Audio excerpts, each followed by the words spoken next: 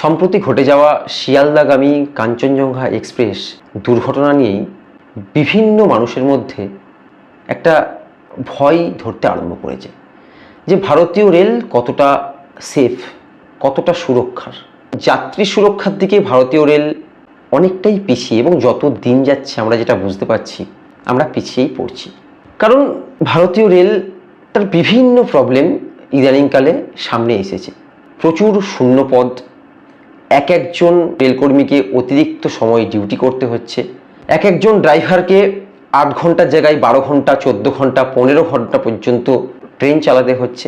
এসব বিভিন্ন কারণ, কখনো সিগন্যালের প্রবলেম, কখনো লুপ লাইনে গাড়ি দাঁড়িয়ে আছে সেই গাড়ি পিছনে চলে যাচ্ছে। এসব বিভিন্ন কারণে এখন সাধারণ মানুষের মধ্যে একটা বিশাল প্রশ্ন এসেছে যে ট্রেন যাত্রা কতটা সুরক্ষার।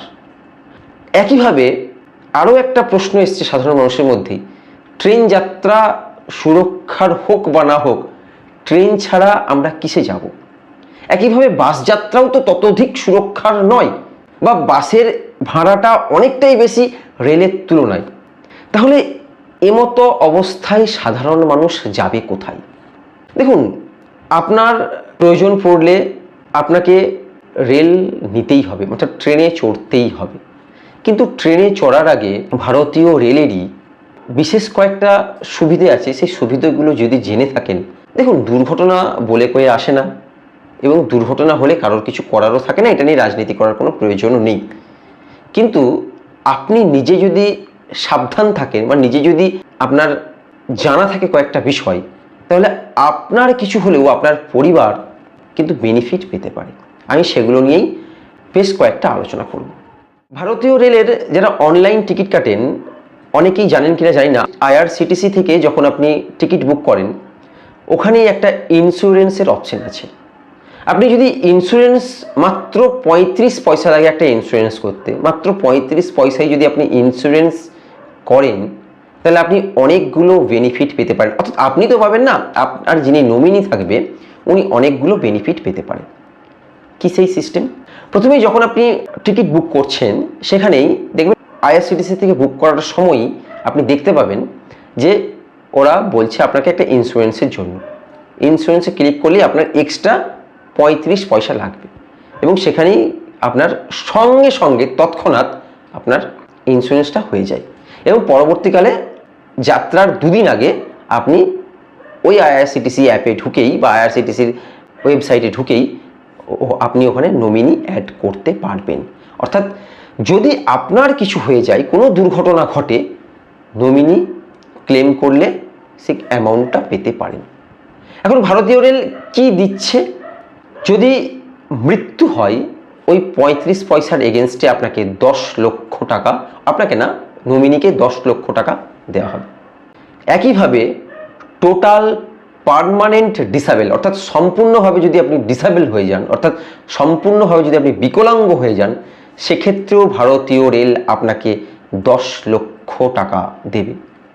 3 নম্বর, পার্সিয়াল পার্মানেন্ট ডিসেবল, অর্থাৎ একটা হাত আপনার চোট হয়েছে, বা একটা পা বা চোখ মুখ কোনো একটা অঙ্গের যদি কিছু হয়, সেক্ষেত্রে আপনাকে 7.5 লক্ষ টাকা দেবে। অর্থাৎ আপনার নমিনিকে 7.5 লক্ষ টাকা দেবে।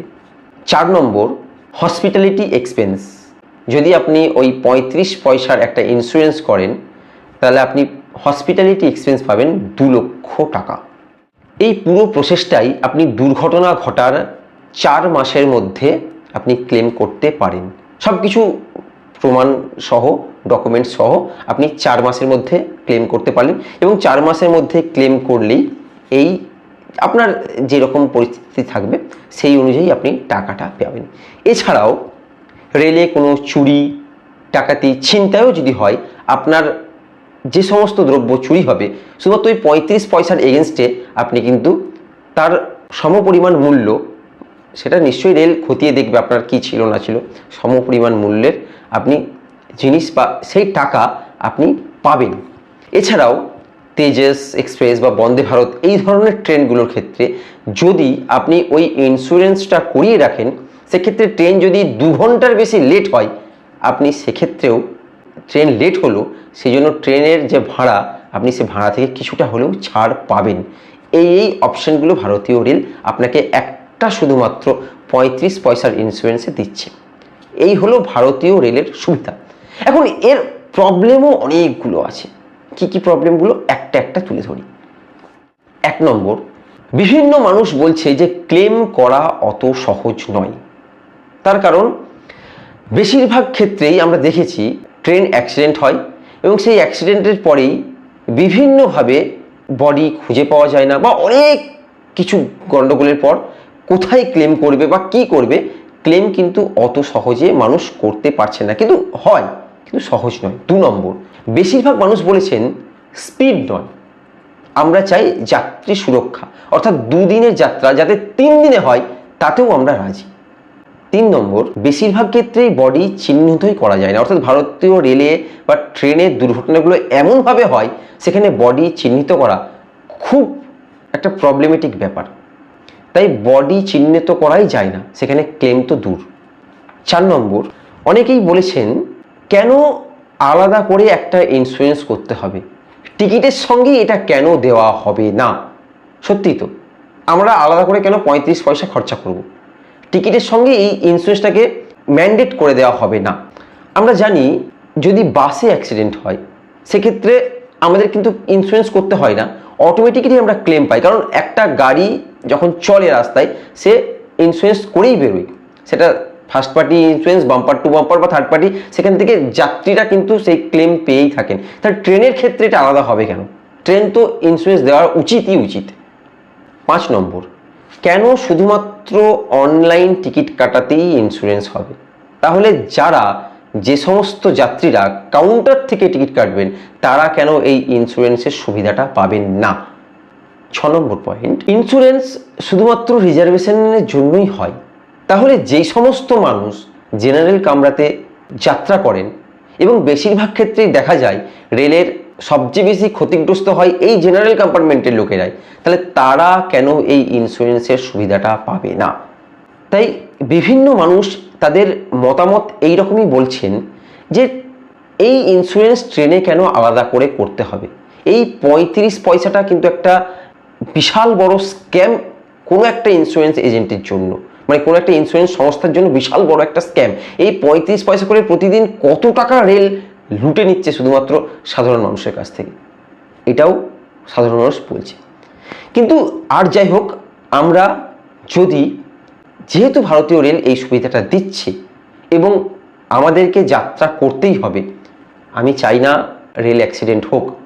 তবে শেষ কথা একটাই, যেহেতু ভারতীয় রেল এই ইন্স্যুরেন্সের সুবিধাটা দিচ্ছে এবং সেটা মাত্র 35 পয়সায়, তাহলে আমরা কেন এই সুবিধাটা নেব না?